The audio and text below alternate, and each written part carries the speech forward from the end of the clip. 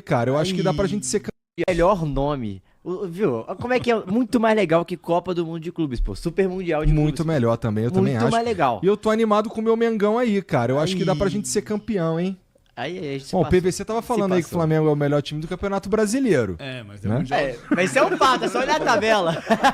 Você sabe como é que vai ser a música se o Palmeiras ganhar o Mundial, né? Como? Qual? O Flamengo não tem Super Mundial. Mundial. Porra, o que encheram o meu saco quando fui ver a final da Libertadores lá em Montevidéu, Flamengo e Palmeiras, que a gente perdeu pros caras, meu irmão. O que encheram o meu saco. E o pior, esperando o voo de volta, eu fiquei deitadinho lá na sala de espera lá e só ficava o Sport Center, né? Em loop, meu irmão, falando de Palmeiras campeão, Porque não entrava fora mais. ele repete, né? É. Ele passa 40 minutos, aí volta no início 40 minutos de novo, porque já era de madrugada. No Brasil também já passou, já aconteceu isso então. bastante. Já tinha o Sport Center de tempos Só atrás, que era 1 hora e a Era o segunda gol hora do repetia. Daverson o Puta tempo que todo. pariu. Ele fica ouvindo esse gol do o tempo Daverson toda inteiro, hora. meu irmão. Um inferno do caralho na minha vida. Mas assim, a verdade, a gente tá aqui falando, Flamengo vai ser campeão do Super Mundial. A grande verdade é que não dá mais pra nenhum clube brasileiro ser campeão desse Super Mundial, dá? Eu acho que não. Mas só que assim, a gente tem uma série de circunstâncias que a gente vai se provar pela primeira vez. Os europeus vão chegar no final da temporada, então cansados. Geralmente Os é a brasileiros gente, vão né? chegar no meio da temporada, então programados para jogar lá. Em tese, os asiáticos, os africanos também vão estar no final da temporada. O ponto é assim, o que desequilibrou o futebol de clubes?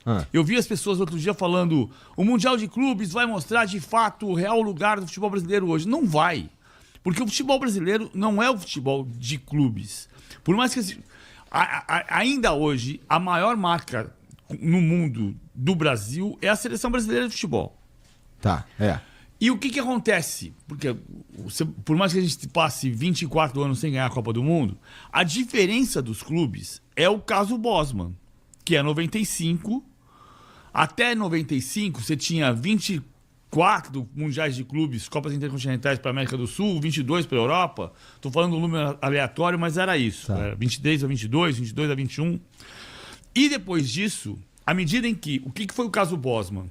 O Bosman era um jogador belga que entrou na corte europeia porque ele tentou se transferir do Liège para o Dunkerque da França e ele foi bloqueado porque ele tinha um passe vinculado ao Dunkerque, ao Liège, e porque ele tinha um limite de estrangeiros na França. Tá. Ele falou, mas se eu sou um trabalhador europeu, se um arquiteto europeu, um engenheiro europeu, um médico belga, um jornalista alemão, um advogado, pode trabalhar em outro lugar, por que a fronteira está fechada para quem é um jogador de futebol?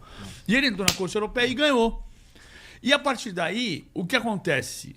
O Cafu jogou na Itália na Europa com passaporte italiano, o Dida jogou com passaporte italiano falso, depois regularizou, o Marcelo, o Kaká. Cara, todo mundo passou a jogar com passaporte. E aí você passou a ter times que são entidades multinacionais. O Brasil que tinha 3 brasileiros ou 2 brasileiros, a Itália tinha, quando foi o Falcão para lá, eram 16 clubes, 1 vaga de estrangeiro por clube. Em 88 eram 18 clubes, 3 vagas de estrangeiro por clube. O Zico arrumou um problemão também na época por causa disso, né? Depois por causa da questão do imposto de renda. Tá. Mas você pega assim, eram 16 estrangeiros na Itália, 3 brasileiros. Em 88 podia ter 57, 54. Então, em 95 podia ter todo mundo. O que aconteceu? Aí O já jogador brasileiro, o Endrick faz 18 anos e vai embora. O Vinícius Júnior fez 18 anos e foi embora. O Rodrigo fez 18 anos e foi embora. Então sobrou pra gente o quê? Quem eles não querem. A diferença, a discrepância é esta. Onde isso diminui? Nas seleções. Porque aí você pega verdade. todos os jogadores nascidos no Brasil e vão jogar pela seleção brasileira. Os argentinos pela Argentina e assim por diante. Isso da gente ficar só com o que eles não querem, bom, já demonstra o que acontece. A gente até consegue repatriar alguns, mas, putz, já estão meio no... também, né? Já estão ali mais na reta final. Ou quando os caras vêm no auge mais tardio. O exemplo, o Arrascaeta. O Arrascaeta, por exemplo, não é o caso de ser brasileiro, mas ele já vinha fazendo bons anos, e aí quando ele estourou ainda mais, com 24, 25, ele ainda perdeu um pouco desse mercado. Até porque ele também não era titular na sua seleção, né? Não, durante um tempo, né? O Arrascaeta não foi. Se você pegar no Brasil hoje, quais são os jogadores que atuam no futebol brasileiro que foram titulares de todos os seus jogos na Copa do Mundo de 22? São poucos. O Rocher, goleiro do Internacional, que é goleiro do Uruguai. Não sei se tem algum do Equador. O Félix Torres jogou os 3 jogos. E olha que o Félix Torres está mal no Corinthians. O Ener Valencia jogou 2 jogos e não jogou o terceiro porque estava suspenso. É isso. O De Arrascaeta foi reserva do Uruguai. O Holanda não...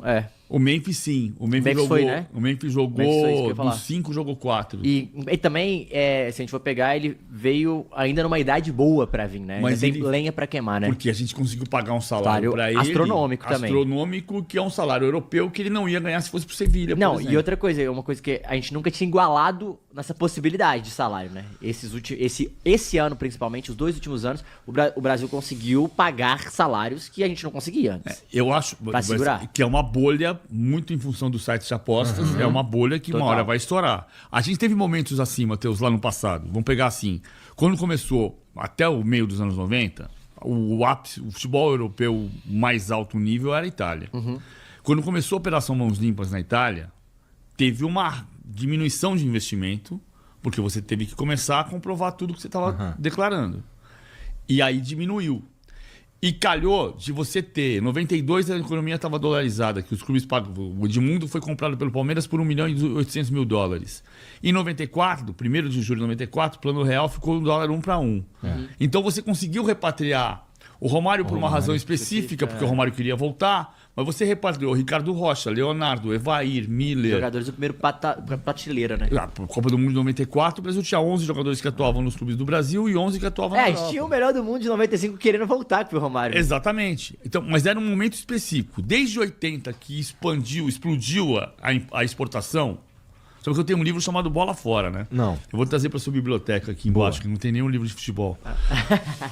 O Brasil exporta jogadores desde a década de 1910. Em 1914, Arnone foi para o Torino. Depois, nos anos 20, nos anos 30, Domingos Aguia foi para o Peñarol, para o Nacional de Montevidéu, porque o profissionalismo estava lá e não estava aqui ainda. Todas as décadas. Mas a Itália fechou o mercado em 66, em 80 ela reabriu. Quando ela reabriu, começou o boom da exportação. Falcão foi para lá, Falcão, Enéas e Luiz Silvio foram para a Itália no primeiro momento. E a partir dali foi expandindo, um estrangeiro por clube na Itália, 2 estrangeiros por clube na Itália em 82, 3 estrangeiros por clube na Itália a partir de 88, Lei Bosman explodiu. Mas sempre teve. De 80 para cá, ou de 83, quando o Zico foi embora, para cá, o momento que a gente conseguiu competir um pouco foi quando o Real estava 1 para 1. Que aí você... O jogador de futebol brasileiro, você fala assim, o Sócrates foi pra Itália porque queria cultura de Florença. Mentira, ele foi tomar cerveja lá. Pergunta pro Trajano, que tomava cerveja e vinho com ele. O jogador brasileiro, se der empate no salário, se ele fizer a conta e com o imposto que ele paga lá, der um empate, ele fica aqui fazendo churrasco. Parece melhor. Aquele é, porra... Família, né? Uma família, né? Ídolo de verdade. Que é diferente a paixão, acho também. Eu também acho que é. Mas hoje ele quer jogar lá e uma das coisas é o videogame. O Estevão tá doido pra jogar com o Palmer, porque o Palmer é o jogador dele no videogame. E ele não tá no videogame. Que é uma coisa que as pessoas precisam... O futebol brasileiro precisa entrar nesse mercado internacional. Até porque o jogador brasileiro quer estar nesse mercado. Ele quer jogar com os melhores. Eu falei do churrasco, que eu acredito nisso. Mas é claro que hoje o cara quer jogar Champions League. Então já foi só Real Madrid e Barcelona, que era o que a gente recebia mais, e depois virou a era Premier League e agora virou um pouco de tudo, querendo jogar Champions mesmo, né? Exatamente. Isso é muito louco. Porque eu tava pensando nisso, tipo, o tanto que os caras chegam... Você pode ver várias entrevistas que o cara chega e fala: caraca, eu jogava com você no videogame. Literalmente, essa é a fala do cara. Não é que tipo, eu idealizo por causa do videogame. Não, ele quer falar isso pro cara. É muito louco essa cultura. É igual o Igor virou pra mim e falou assim: eu ficava vendo você, eu era pequenininho, ficava vendo você. Pequenininho eu me passei, peço perdão, não era pequenininho, tinha 20 e tantos. É porque como faz tanto tempo pra mim, então faz muito tempo. Mas o PVC, isso do Super Mundial que você falou, eu achei que você ia falar que a gente ia ter uma régua parecida nesse Super Mundial. A gente ia entender onde está os brasileiros para os times europeus. E você falou que pelo final de temporada você acha que não vai dar pra ver isso. Não é por isso. Eu acho que a gente não vai se medir porque o que mede o futebol brasileiro não é o que tá no clube. Porque o futebol brasileiro é o Vinícius Júnior. O futebol brasileiro não é o de Arrascaeta. É o Vinícius Júnior. Mas eu falo assim, porque a gente tem muito em mente, eu acho que é uma pergunta, inclusive, que a gente tava brincando em semana passada. Onde o Flamengo terminaria na Premier League? E eu acho que talvez esse seja o momento mais próximo que a gente tem de ter uma relação com esses clubes. Mas essa parece ser uma resposta muito difícil, porque o futebol é praticado lá de uma forma diferente também, não é? Sim, de certa forma, sim. A gente aqui tá acostumado com tem um jeito da gente jogar futebol que é bastante brasileiro, ou eu tô falando merda? Não, eu acho que tem. Desculpa, te interrompi. Não, vai. O Ancelotti falou um pouco disso agora. O clima é diferente. Você vai jogar no Maracanã às 5 da tarde, às 4 da tarde, em janeiro ou em fevereiro. Mirassol, domingo, 11 da manhã, em Mirassol. Não tem como o jogo ter a intensidade da Premier League no outono. Não tem como. Então o jogo é muito mais pegado e aqui é mais cadenciado. É outro jogo. Mas isso já era no passado. Sabe um exercício que é bom de fazer? Talvez Flamengo e Liverpool também, mas acho que o exercício mais recente é São Paulo e Barcelona. Embora já tenha ficado 33 anos no tempo. Cara, na pandemia começou a passar muito de jogo velho. Sim.